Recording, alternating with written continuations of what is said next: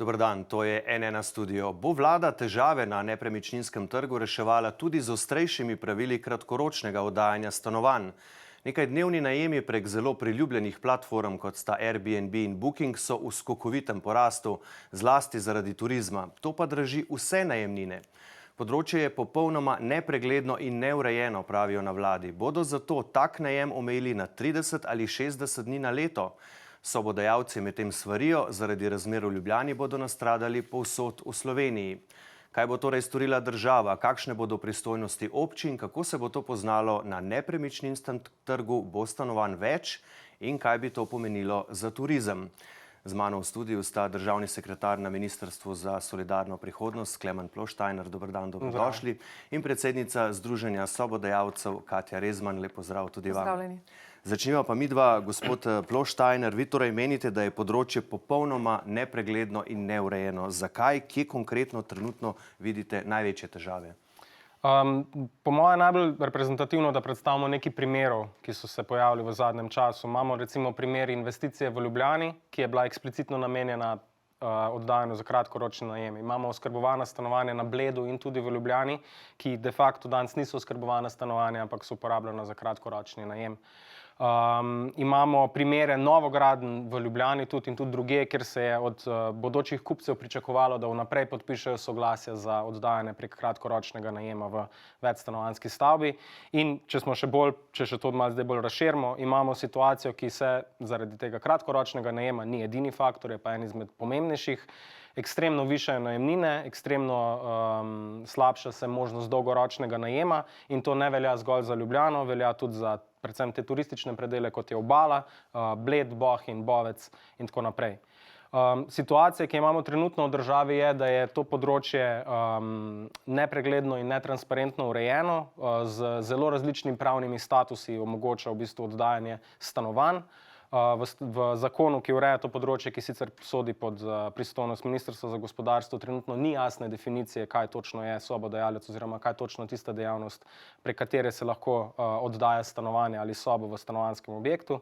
Kar pripelje to, da niti trenutno ne vemo, nimamo točnega podatka, koliko stanovanj se oddaja na takšen način, kakšne so izgube na najemnem trgu. Vemo pa, da so posledica, to, kar sem že prej opisal, izguba dolgoročnih najemnih enot in tudi, ko gremo gledati neke turistična središča, izjemno velike posege turizma v kakovost življenja, tako ljudi v večstanovanjskih objektih, kakor tudi ljudi, ki živijo v mestu. In zdaj v bistvu skupaj z Ministrstvom za gospodarstvo, turizem in šport pripravljate rešitve. Kakšne so te, lahko morda zdaj na tej točki poveste že kaj več, kaj konkretno načrtujete? Zgledi, po katerih se zgledujemo, so iz tujine, kjer je to področje veliko bolj transparentno in bolje urejeno, kjer je tudi poseg tega kratkoročnega turistične dejavnosti, ki je poslovna dejavnost in je pomembna poslovna dejavnost, ki močno posega na stanovanjsko področje, in v tujini imajo v marsikaterem mestu in marsikateri državi urejeno, da je ta status kratkoročnega oddajanja stanovanj izjemno omejen. Ko pa gre za neko dejavnost, ki traja daljše obdobje, za recimo več kot 30 ali pa 60 dni, to so primeri različni, recimo Amsterdam ima 30 dni, nekatera mesta imajo 60 dni, gre pa za opravljanje poslovne dejavnosti. In ključno z vidika našega resorja, stanovanjskega področja, je, da se tukaj potegne precej jasna črta med tem, kaj je stanovanjski objekt in kaj je objekt, ki se ga uporablja za poslovno dejavnost, in zakon bi mogel zelo jasno definirati različne statuse, jih jasno zamejiti in tudi prek nadzora in vseh registrov, trenutno imamo recimo register nastanitvenih obratov, zelo jasno voditi te različne statuse in jim daje tudi različne pravice in tudi dolžnosti, ki jih imajo. Pa boste potem, lahko potrdite na tej točki, omejili na 30 dni, na 60 dni, kaj boste naredili? Točno število dni je v bistvu stvar razprave, ki bo treba seveda doseči nek splošen konsenz. Greste pa v tej smeri, čeprav razumem. Za nas je ključno, da je stanovanje stanovanje. Stanovanje je prostor bivanja, stanovanje je tisti prostor, v katerem ljudje si ustvarjajo svoj dom in družino, in ta prostor se ne sme uporabljati za turistično dejavnost. Za turistično dejavnost so namenjene druge kategorije objektov, kot so poslovni in gostinski prostori.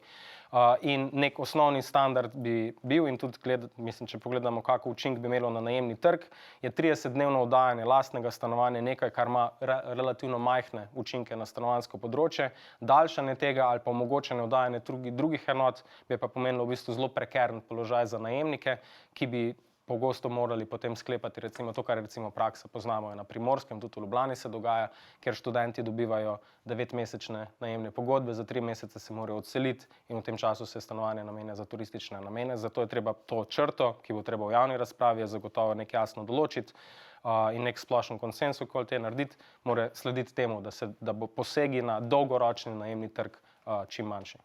Zdaj, gospa Rezman, v Združenju sobodajalcev omenjate, da se bo zgodila katastrofa, če vlada kratkoročne najeme omeji na tak način in očitno razmišlja v tej smeri. Zakaj pravite, da bo to katastrofa? Predvsem zato, ker v bistvu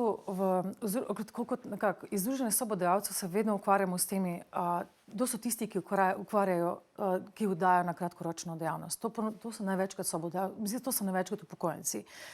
V veliki večini primerov. Zdaj, kadarkoli prijemo na to situacijo, da nekdo želi omejiti 150 na 30-60 dni, to pomeni, da bo omejili iz pol leta na en mesec. To je problem. Tle vidimo težavo. In turizem kot tak ne obstaja samo en mesec, recimo na obali ali pa v nekih določenih zadevah. V Ljubljani, ki je specifika, se lahko oddaja celo leto, ker je nekako turistično naravnana.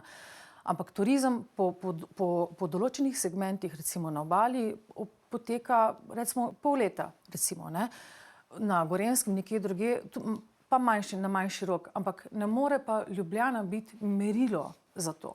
Ker mi predvsem vidimo, da so tukaj štartali iz težave. Pa kaj bi to pomenilo? Se opravičujem, recimo, če naredijo to tako, kot pač zdaj poslušamo in izhajajo iz tega, da je največji problem v Ljubljani, kaj bi to pomenilo, kot vi opozarjate, za druge dele Slovenije, kjer recimo takih problemov kot Ljubljana nimajo? Da bi kar naenkrat dosti tistih, ki se ukvarjajo s sobodajalstvom na kratek rok, to govorimo o 150 dneh, pomeni, da bi kar naenkrat bili rezani na 30 do 60 dni in bi dejansko izgubili nek proces v tem času delovanja. Zmanjkalo bi jim dni, oziroma se ne bi mogli dejansko ukvarjati s to dejavnostjo, ki po nekih merilih jim tudi, bomo iskreni, prinaša nek doprinos oziroma v družinsko blagajno, če lahko temu tako rečem. Ampak če je to zaslužek, se opravičujem, potem lahko se pa registrirajo, lahko pač namembnost objekta spremenijo, je to poslovni prostor oziroma gostinski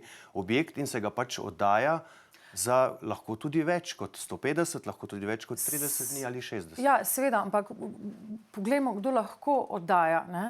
Zdaj, če sem štartala iz vidika upokojencev, oni se lahko danes registrirani kot sobodajalci. To pomeni, da lahko danes oddajajo do 150 dni.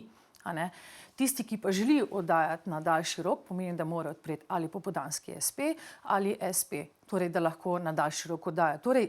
Ampak vsi, ne glede na to, ali oddajaš ti nad 150 dni ali celo leto, ali si kot popoldanski SP, plačuješ prispevke, plačuješ dajatve, plačuješ DDV, plačuješ, ne nazadnje, če se pogovarjamo o vseh teh platformah, preko katerih oni oddajajo, plačujejo provizije. In torej gre se in ne samo na provizije, na te njihove, torej na aplikacije, ampak tudi ne nazadnje davek na provizijo. Torej kako ne rečem, bodo izgubil se bo ta naboj.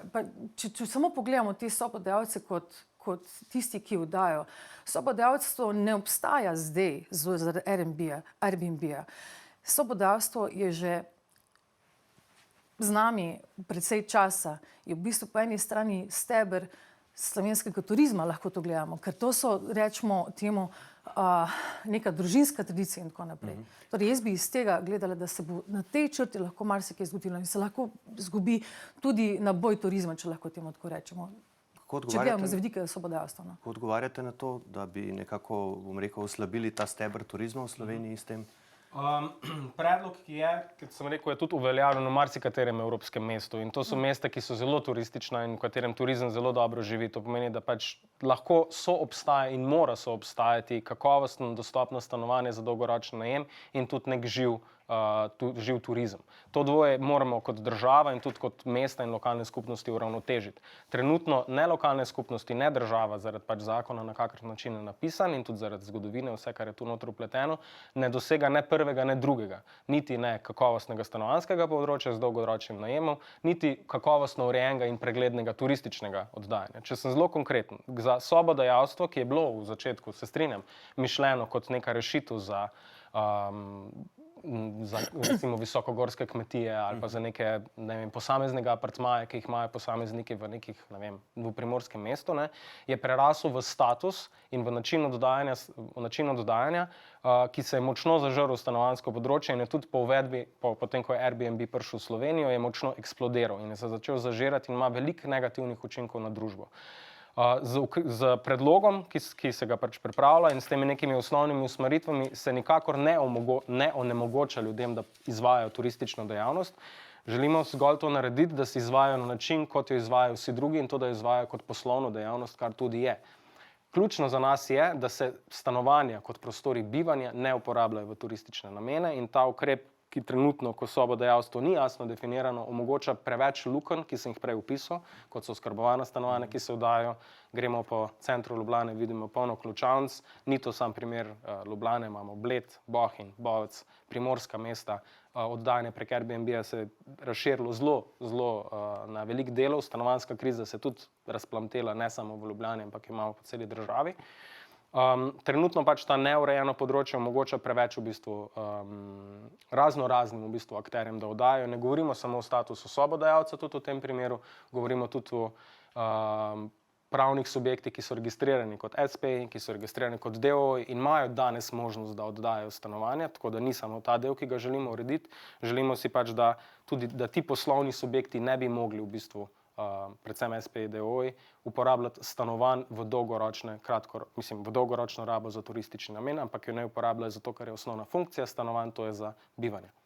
A se vi strinjate, gospa Rezman, da trenutno to področje ni dobro urejeno? Ne, namreč tudi strokovna združenja opozarjajo, da je treba tovrstno kratkoročno oddajanje nepremičnin na določen način regulirati, saj da gre za enega glavnih motivcev stanovanjskega trga. Ne, to opozarja Boštjan Udovič, predsednik zbornice za poslovanje z nepremičninami pri gospodarski zbornici. Z njim se strinjajo tudi na turistično-gostinski zbornici in tudi v Združenju hotelirjev Slovenije. Pa vi? No, v Združenju sobodajalcev, ko se pogovarjamo o teh zadevih, ja, se strinjamo, stanovanjska politika je potrebno urediti. To je. Ampak, da se bo pa zato dalo na, bomo rekli, na tnalo kot grešnega koža tiste, ki jih danes oddajajo 150 dni, se nam ne zdi prav. To je problem. Kar se pa tiče urejanja, kako je to urejeno. Združenje smo ravno zaradi tega ustanovili, ker tekom izobražanja in tako naprej smo ugotovili, da je stvar tle precej nejasna, kar se tiče urejanja dokumentacije. To je resno, to je jasno. Ni neke enotne politike, ne vejo, na koga se obračati, ne ve. In bomo čisti iskreni, dosti jih nima urejene vsega papirja, rečemo dokumentacije ali pa birokracije, ravno zaradi tega, ker je to precej, bom rekla, razpuščeno. Ampak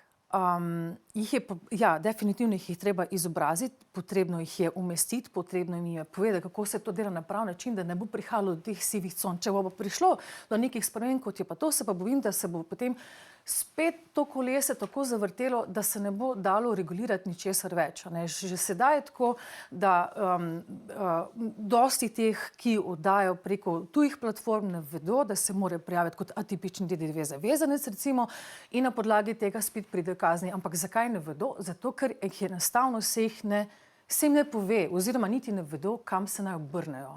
In zaradi tega bi si mi v Združenju res želeli, da se te stvari nekako jasno povedo. Ja, na tak način tako lahko delate, ampak ne pa tako, da se bo rezalo v teh 150 dni. To je nekako naše mnenje. No. Gospod Ploštajner. To, kar ste omenili, to se nam tudi zdi v bistvu ena glavnih težav, ki je iz področja transparentnosti in preglednosti. In trenutno imamo recimo register nastanitvenih obratov, katerega se mora vsak, ki oddaja v turistične namene svoj obrat, registrirati. Težava tega registra je, da ne pregleduje v bistvu vseh osnovnih pogojev, ki jih že danes mora se pogoji izpolnjevati in se jih slabo nadzoruje v bistvu. In hkrati tudi, kar je za nas ključno z vidika nadzora, nejasno so opredeljene kategorije nastanitvenih obratov, kot je recimo stanovanje. Naš cilj ni, kot je rečeno, da bi pač omejili da bi popolnoma preprečili, bom tako rekel, neko poslovno dejavnost. Želimo si zgolj to, ker to je tudi zgled iz tujine, da se ta poslovna dejavnost, se pravi 150 dni ali pa 60 dni in več, opravlja v za to namenjenih prostorih, ki so tudi jasno definirani in jasno kategorizirani. Stanovanje, še enkrat, je prostor bivanja. Je prostor, kjer pač ljudje si ustvarjajo družine in trenutno se popolnoma preveč stanovanj namenja za turistične namene. In se močno zažira v kakovost bivanja, tako posameznih gospodinjstev kot države, kot celote, se pravi skupnosti ne funkcionirajo več. In sobodajalstvo je žal pač en odvod, ki to omogoča, ni edini in je pa en izmed pomembnejših. In zaradi tega ga je treba zelo jasno opredeliti, na kak način se lahko izvaja. Za nas pa je ključno, da regulacijo nastavimo na tak način, da se turistično kratkoročno oddajanje kot poslovna dejavnost ne more opravljati v stanovanjih za dlje kot določen čas, lahko pa se seveda opravlja v poslovnih prostorih. Slišimo, vlada meni in tako menijo tudi sociologi in tisti, ki se na to spoznajo, stanovanje je prostor bivanja. Javna, torej ne javna, ampak je dobrina, ne pa sredstvo, s katerim bi se lahko služilo, kot se služi z vsemi ostalimi stvarmi, da ne bo pomote, ne, se je gospodarska pobuda, se ne sme omejevati, ampak vendarle je stanovanje nekaj drugega kot katerakoli druga stvar, s katero služimo denar. Definitivno, jaz se strinjam, popolnoma se strinjam, samo še enkrat, mi imamo težavo s tem, ker mi se zdaj pogovarjamo o stanovanjih. Stanovanjski politiki, jaz se strinjam s tem. Samo še enkrat, kadarkoli, z katerega zornega kota, ko obrnemo vse skupaj, vidimo, da je problem namenjen, oziroma da se pogleda vedno iz vidika Ljubljane. To nas moti, ker je centralizirano, zato ker je ker je tukaj ta problem. In tudi vidimo, kaj se tle gradi in kdo kupuje in na kakšen način se kupujejo te zadeve. To so, vemo, mislim, člani Združenja sobodajalcev, tisti, ki oddajajo, niso elita, zato ker oddajajo. Pa kaj vam pripovedujejo zdaj? Pa se to, oni ne bojo šli zjutraj, mislim, ta elita, ki je tukaj, ne bojo šli zjutraj, ko gre gost stran, pospravili za njimi, počistili za njimi. Gre za širšo sliko, potrebno pogledati širše. Pa kaj vam pripovedujejo v teh dneh, ko se pač o tem, bom rekel, malo več govori? Kaj vam pravijo vaši člani, ko to slišijo, da pač ima vlada neke načrte? Ustrašijo se in dejansko mislijo, pa kaj, v veliki večini primerov, ko delam z mojimi člani, se vidi, da to so, tako kot sem že rekla, je ogromno teh, ki se s tem ukvarjajo že 30, 40, kar nekaj let. In so dosti teh, ki živijo v istih hišah in oddajajo spodnje prostore, kakorkoli že. Ampak nam je jasno, da se more seveda narediti neka regulacija, da se pove, kaj se lahko, kaj se ne sme. Naj bodo jasna pravila in se jih bodo člani združenja tudi držali. Samo, če bi prišlo do tega, da se bo recimo moglo registrirati, kar že tudi danes mora biti registrirano, mora se javiti namembnost, da lahko oddaja, torej morajo imeti ogromno neke dokumentacije, ogromno neke birokracije, ki jo morajo urediti, da lahko sploh oddajo. Torej se moraš prijaviti kot sobodajalec, mora se prijaviti v register. Ni to, da je tako kar enostavno narediti. Seveda tudi je precej tistih, ki danes še vedno dela na črno. Teh pač očitno se upajo še vedno, ne glede na to, da je ljudi, ki so naokoli, torej inšpektorji, ki ti nas stvari nadzirajo, jih je ogromno. Ampak jaz bi samo rekla, da povejte tista pravila, ki bojo držali za vse in jih bomo potem nekako povedali naprej in da vidimo, pejmo v neko komunikacijo, da se lahko, nekje da pridemo skupaj, da vidimo, kaj se lahko razvije iz tega. Boste verjetno seveda se v samem procesu priprave te zakonodaje še pogovarjali med seboj, vsaj prav bi bilo verjetno.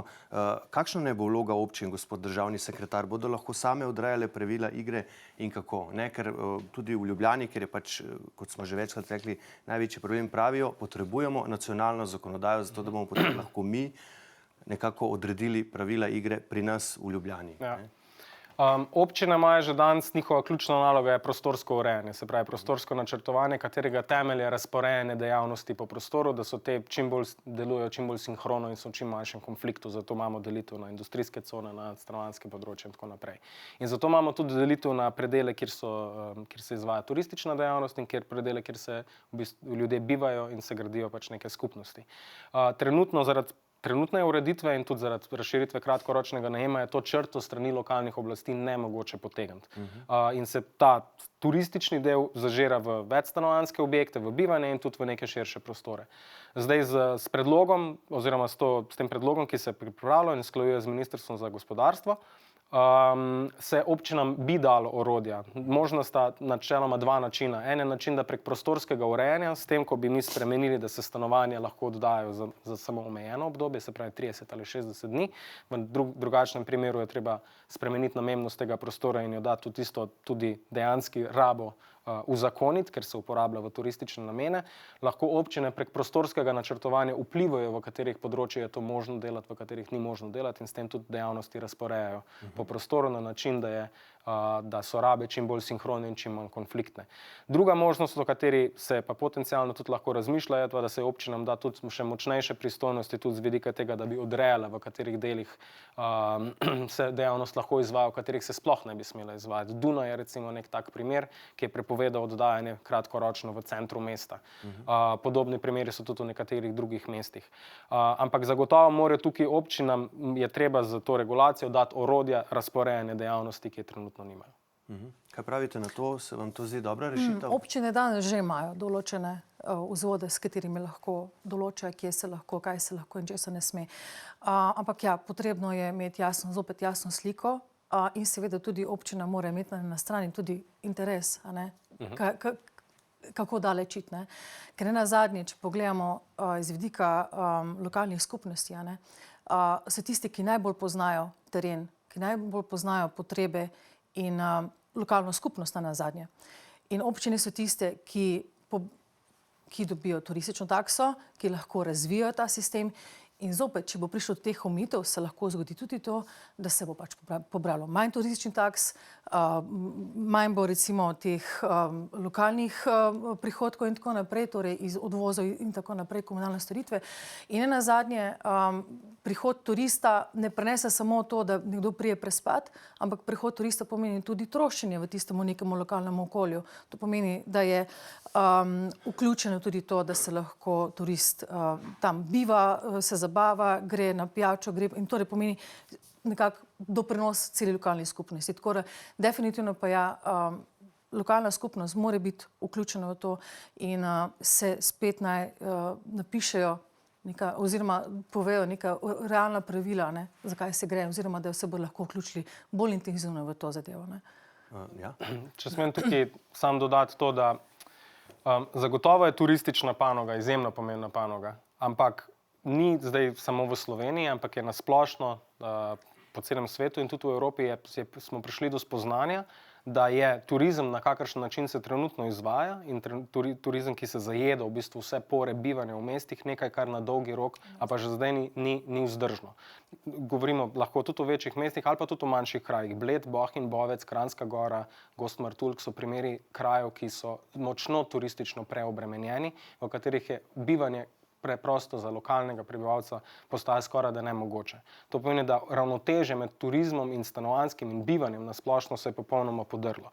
Zaradi tega se tudi na evropski ravni pripravljajo pač regulatorne spremembe, ki bi omogočale nacionalnim državam, da izvajajo regulacijo nad kratkoročnim turističnim oddajanjem. To pomeni, da tudi na ravni Evropske unije prepoznan to kot velik problem. Prepoznanje v marsikateri drugi državi, tudi, kot sem že rekel, regulacija, o kateri danes govorimo in predlogi, ki smo jih pač pripravili, niso samo naši, ampak so nekaj, kar se že vrsto let izvaja tudi v drugih mestih. To pomeni, da pač ponovno moramo s temi ukrepi najti neko smiselno ravnotežje med to poslovno dejavnostjo, ki je pomembna, in med bivanjem, ki je trenutno žal popolnoma zanemarjeno. Kdaj potem zdaj vi pričakujete, da bo iz Evrope, bom rekel, prišla novica oziroma neka uredba evropska, če bo, a ne, ko bo in kdaj bo potem slovenska vlada pač sprejela spremembe zakona na tem področju, to je zakon o gostinstvu, ki ga pač, kot rečeno, pripravljate skupaj z Ministrstvom za gospodarstvo. Kdaj pričakujete, da bodo te spremembe lahko zaživele v praksi? Boste naredili tako, da bi, ne vem, vzporedno z Evropo to Slovenija uredila? Na evropski ravni so razprave o uredbi, ki bi urejala to področje že nekaj časa. Proces je trenutno v tako imenovanem trialogu, se pravi med Komisijo, Evropskim parlamentom in Evropskim svetom. Evropski svet je že potrdil ta predlog, Evropska komisija tudi na nek način in v bistvu zdaj ta uredba v končnih fazah priprave. Ko bo sprejeta, bo določala, da morajo nacionalni akterji če se ne motim, v 24 mesecih pripraviti nacionalni regulatorni okvir, ki se bo odzval na to evropsko uredbo. Temelj tega okvira bi pa v bistvu bilo to, da se mora v bistvu vsak ponudnik nastanitvenih obratov, to, kar imamo že mi na nek način skoraj da urejeno, registrirati v poseben register, pridobiti identifikacijsko številko, prek katere se bo potem lahko izvajal nadzor v kakršnikoli obliki se bo že uveljavil v različnih lokalnih skupnosti ali pa nacionalnih teritorijih po Evropi. Tako da ta uredba je v bistvu v zadnjih fazah sprejemanja, težko pač napovedujemo zdaj, kdaj bo. Kar se tiče pa konkretno zakona o gostinstvu, je pa, kot sem že omenil, je to proces, v katerem sodelujemo skupaj z Ministrstvom za gospodarstvo, je pristojnost njihova, je pač proces, ki bi ga radi zaključili recimo, da v tem ali pa v naslednjem ali pa še leto kasneje, ampak pač nek proces, ki bi ga radi čim hitreje zaključili, čim hitreje prišli do konkretnih rešitev, ker je pač situacija saj na stanovanjskem področju tako urgentno, da zasluži tudi urgentno delovanje. In smo pri koncu, pa vendarle me zanima, kakšne konkretno učinke zdaj vi pričakujete teh sprememb na nepremičninski trg. Recimo, kolegi iz Mladine so obširno poročali v zadnji številki o tej problematiki, pridobili so tudi podatke o cenah najema kratkoročnih nastanitev. Leta 2018 je bila povprečna cena najema na noč v Ljubljani, seveda 78 evrov, letos pa že dobrih 135 evrov. To je kar občuten porast v nekaj letih. Ali imate mogoče tudi podatke, kako je to vplivalo na ceno tako imenovanih običajnih najemov, torej za daljše obdobje, ker se plačuje mesečna najemnina, in kaj konkretno v bistvu zdaj pričakujete, kako bo to vplivalo potem na te cene, če boste te spremembe uvedli? Konkretnih podatkov, zaradi tega, ker je področje tako nepregledno, je jih zelo težko imeti za Slovenijo. Imamo analize, ki kažejo na izjemen porast kratkoročnega oddajanja in tudi pač prisotnosti nastanitvenih obratov na različnih platformah. Imamo pa podatke, izpod katerih se lahko zgledujemo iz tujine. Raziskave, ki so bile recimo upravljene v Nemčiji, so pokazale, da imajo v bistvu povečanje Airbnb-ja je imelo recimo v Kölnu posledico za 17% dvig najemnin. V Barceloni so bile podobne analize narejene in so se pokazali kar precejšnji učinki tako na višino najemnin, kot tudi na prodajne cene, ker seveda se poveča tudi interes za investicijsko kupovanje stanovanjskih enot. In potem tudi obratno. V mestih, kjer je bila uvedena regulacija in je bila narejena primerjalna analiza med več evropskimi mesti, se je pokazalo, da se je delež stanovanj, ki se oddajajo v kratkoročni najem in so pač izločene iz trga dolgoročnih najemov, v teh mestih po uvedbi regulacije v povprečju zmanjšal za 30%, kar je pa tudi zelo pomembno, tudi z vidika, kar smo imeli danes razpravo, se je povečal tudi delež tako imenovanih profesionalnih superhostov na Airbnb-ju, to so tisti, ki oddajajo po več enot, v primerjavi s tistimi, ki oddajajo zgolj eno. Zmanjšal se je tudi delež tistih, ki oddajajo celo stanovanje in povečal delež tistih, ki oddajajo zgolj sobo. Se pravi, učinki v teh mestih, ki so uvedle regulacijo, so bili izjemno pozitivni in so imeli pomembne učinke na stanovanjsko področje. Kaj pravite na to? Očitno izkušnje iz tujine kažejo, da če se stvar regulira na tak način, da so učinki pozitivni, slišimo na vladni strani. Jaz bi samo rada še enkrat omenila, da torej sobodajstvo ni Airbnb, ni Booking, ni samo to. Sobodajstvo je še vse ostalo. Sobodajalci so tisti, ki nekako poganjajo turizem, ki poganjajo vse skupaj in rešitve za stanovanjsko politiko je potrebno iskati nekje drugje. Torej nekje, kjer so izgubili ključ. Torej ne pod najbližjo lučjo, ampak nekje drugje. In imeti sobodajalce kot žrtvenega, rečemo kot nekoga, ki se je godalo za natlano, se nam pač ne zdi prav. In je potrebno še enkrat povedati, Booking in Airbnb niso sobodajalci.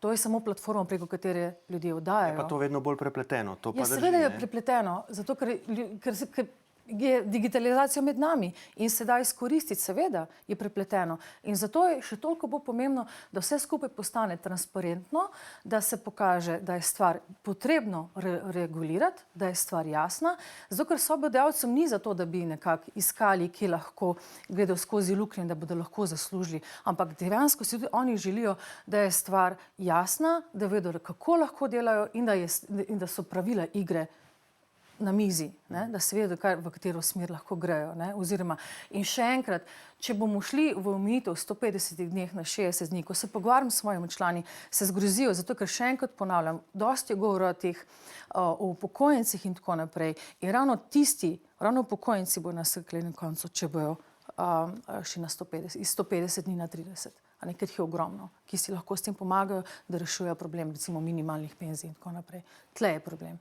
Vsaj, kar se obrača na nas. Kratko, potem zaključimo. Če želite še kaj dodati k temu. Mislim, glede tega, zagotovo bomo vodili dialog tudi z Združenjem sobodajalcev, zato da se pogleda pač seveda vse učinke te regulacije. Je pa, kot sem že večkrat poudaril, ne gre za noben unikum, gre za nekaj, kar je v primerljivih državah se naredilo, je imelo pozitivne učinke in je hkrati s tem tudi ohranilo na nek način turistično dejavnost. Vključeni boste zraven v proces, to vas najbrž Super. Ste zadovoljni. In seveda, kot smo slišali, strinjate se o tem, da je stvar treba regulirati. Kako se bo to zgodilo, bomo seveda z zanimanjem spremljali. Takrat se morda znova snidamo v tem studiu. Za danes pa spoštovana gosta, gospa Rezman, gospod Ploštajner, najlepša hvala, da sta prišla na N1. Hvala. Hvala pa tudi vam za vašo pozornost. Seveda, karkoli bo novega v zvezi s tem, kakšen bo vladni predlog, o tem bomo seveda poročali na n1info.si, zato bodite z nami. Iz studija pa le še lep pozdrav in nasvidenje.